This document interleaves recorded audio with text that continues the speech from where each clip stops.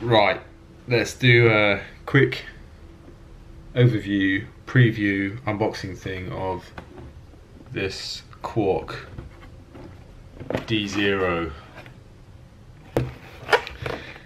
So considering this was shipped to me by air, it wasn't very well packaged.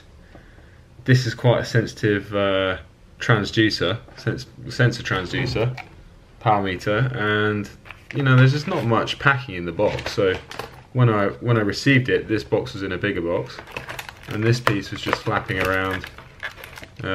This is the piece that contains the sensor transducer in the spider here, and the PCB electronics are all under here. Like I said, this is the bb30 172.5mm cranks with 110 BCD. So 110 BCD is your sort of compact chain rings, 50-34 or up to a 52. I think 52 is the biggest you can get on 110 with the 5-bolt pattern. So this is the carbon version. Like I said, you've got the carbon crank, a sort of forged compression molded carbon crank. It's basically a SRAM red crank. Now, in mold bonded insert is this aluminium piece here, which is fixed to the carbon crank. It's kind of bonded in the mold, and then attached to the crank and that piece you have your transducer, your power meter, which is in the spider here. And you've got these 8 bolts which attach the power meter to the crank, and this is interchangeable with different BCD, or you could change to the Shimano pattern one just by replacing the transducer, the spider, not the whole crankset. Looking at the crankset, standard SRAM red type crank basically. You've got full carbon crank, it's hollow with bonded aluminium inserts, and it comes with the pedal spacers like most SRAM cranks do. The finish, when I first got these, the finish on the carbon crank wasn't up to SRAM normal standard, I don't think. They've gone for like this black coating, this black paint, which is not transparent in the slightest. Now SRAM red cranks, you can normally see a bit of the carbon weave in the crank, but these ones you cannot. It's just black, solid black. Doesn't really look like carbon, but it is. But you know, that's just personal preference. It's quite understated. So this is the bb30 drive side piece. In here you've got the spacers required if you need spacers, and a wave washer, which I don't like using. But in general, this bb30 system is good because they've made the bb30 system with the longer axle, so you can pretty much use this 30mm system on any 30mm bottom bracket. So bb30, bb30A, Cervelo BB Right, bb386 Evo. So yeah, pretty much any 30mm standard. The only thing you'll struggle to use it with is the Shimano bb86 24mm standard. You can still use this in a 24mm bottom bracket, but you'll struggle, and I'll tell you why. It's because this is 30mm axle. The bb86 standard from Shimano uses a 41mm bottom bracket shell.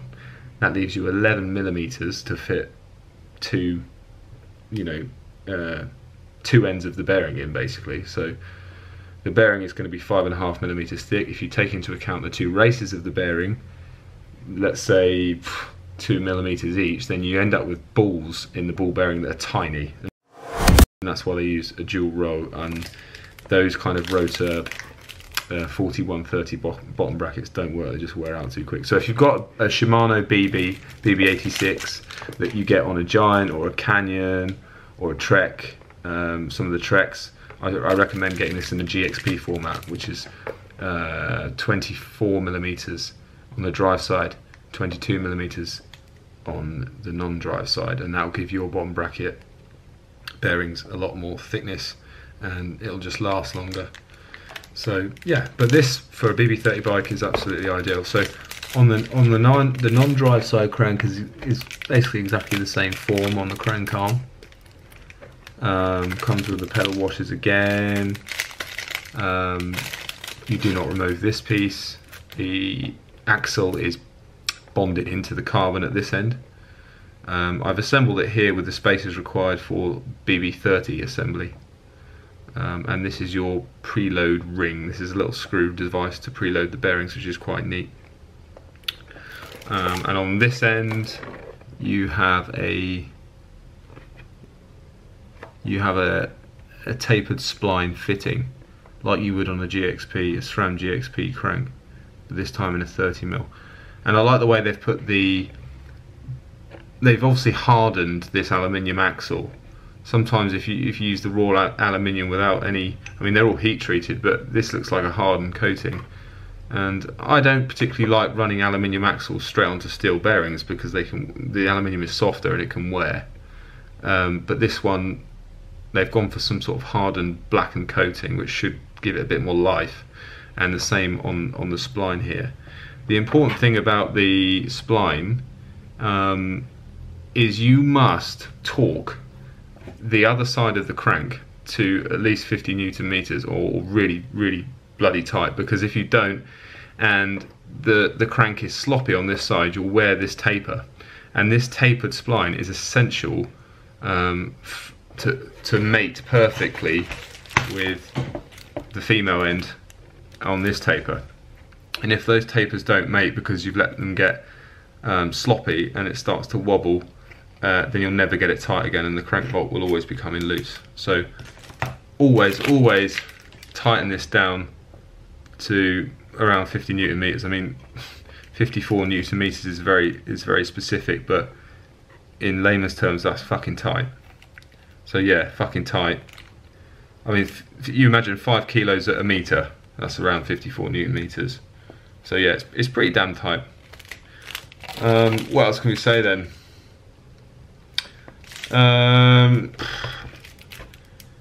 I can talk about the electronics if you want to be bored. Inside this spider, which first of all I've got another massive video on all different types of power meters and how they're designed, and the electronics and the strain gauge layout in all different types, so I'll put that link in here if I can figure out how to do it. This spider contains 5 pairs of shear gauges for each arm in the transducer, if you like. So you've got your torque being transferred from the chainring into this spider at these 5 points.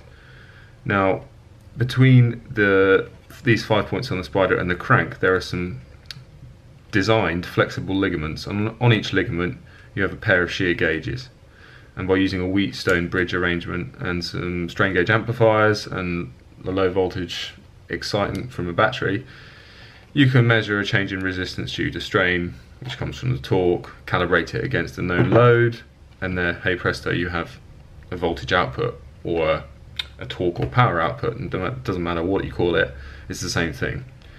So the reason why I like this layout in any other power meter like a SRM or Power 2 Max to have it in the spider is that it's much better at cancelling the unwanted strains that you get from pedaling the bike. So pedaling the bike, you've got all different types of loading happening on the crank. You've got bending this way, you've got axial loads from your weight, you've got the lever arm of the pedal trying to twist the bottom of the crank inboard.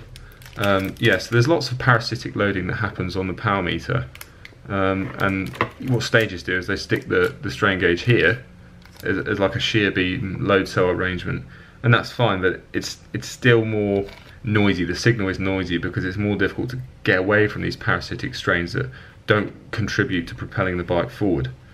The strain that contributes to propelling the bike forward is the strain due to torque, which is your twisting moment that you're putting down with your legs. So having it on the spider, it's kind of the best place to get away from these parasitics, and by laying out the strain gauges and wiring them in a certain way, you can cancel bending effects. So one strain gauge will give a positive signal, one will give a negative voltage signal, and these can cancel out any bending effects, and you can sum these signals in the torsion direction, so you can amplify your resolution of torque.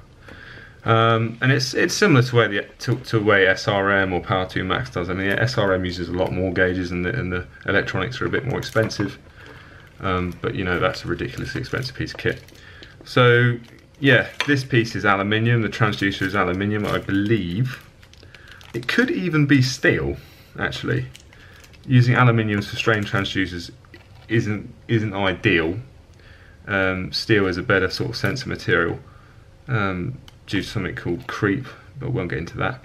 And then you've got the electronics underneath this, which I believe are like potted for waterproofing.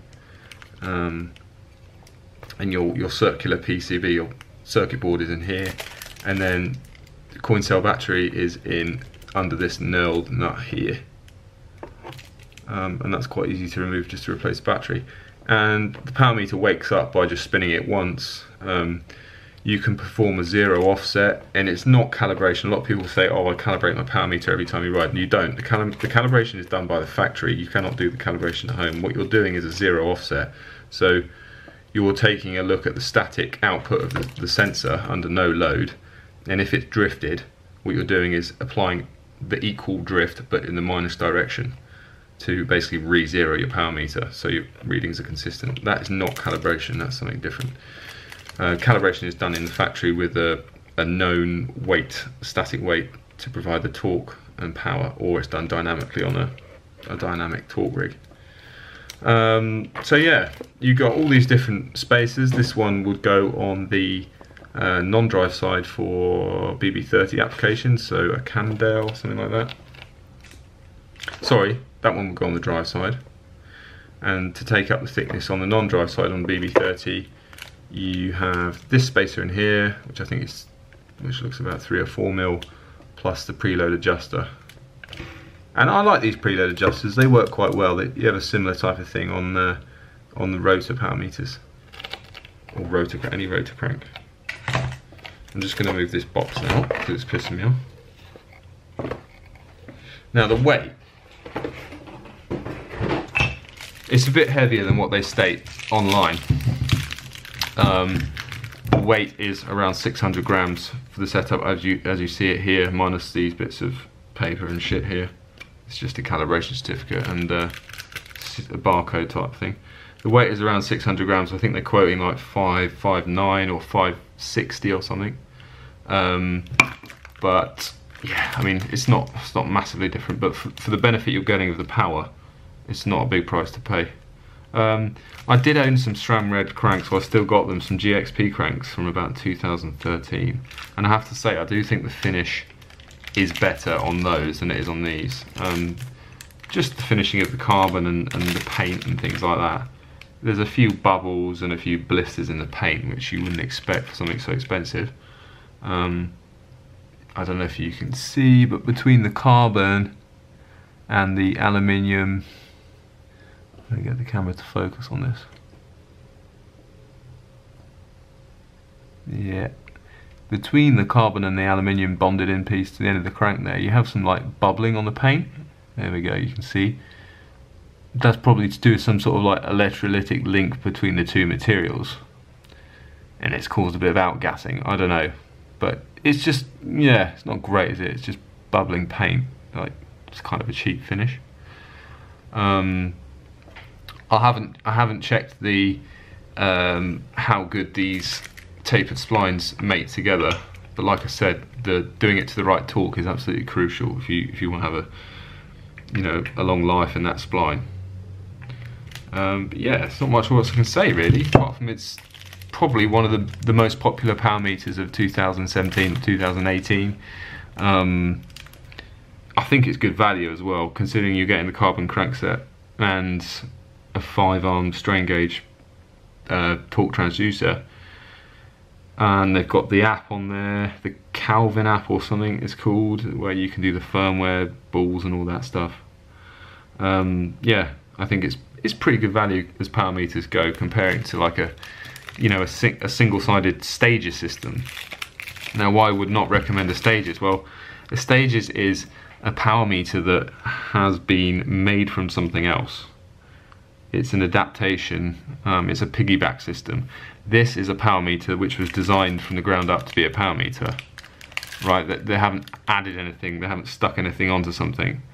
With the stages, they haven't modified the geometry of the crank, they haven't modified the amount of strain amplitude you get when you put your weight on the crank. Whereas this is basically a tuned transducer to give a set amount of strain and voltage signal when you're putting through 400 watts. And in that respect, that your strain resolution is better. You get more voltage signal per watt, let's say, and you can tune it to compensate those parasitic bending types I told you about. So yeah, I think if you are interested in one of these, the most versatile version would be the GXP version, not the bb30, because the GXP, being smaller axle, will fit absolutely everything.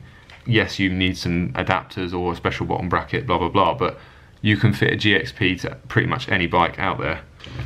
With this one, you're stuck with 30mm axle bikes or using bearings which are too small in a bb86 frame, and they won't last. So if you've got lots of bikes, pick the GXP. If you've got one bike, it's a Cannondale, Cervelo, something that uses a 30mm axle, and you're not going to change, pick the bb30, because the installation is going to be neater and you won't have to use adapters. Yeah, I just wish they did a 24mm axle version all the way through, because I believe that the Shimano Holotech bottom bracket type 24mm all the way through, and the Shimano bottom brackets, I've never had a problem with Shimano bottom brackets creaking or anything, and they last for ages.